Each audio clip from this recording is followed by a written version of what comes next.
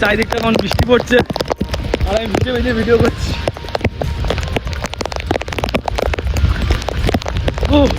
এরকম করে তো বৃষ্টিটা ভিজে ভিজে ভিডিও করা একটা মজাই আলাদা। তো যারা করেছো তারা জানো।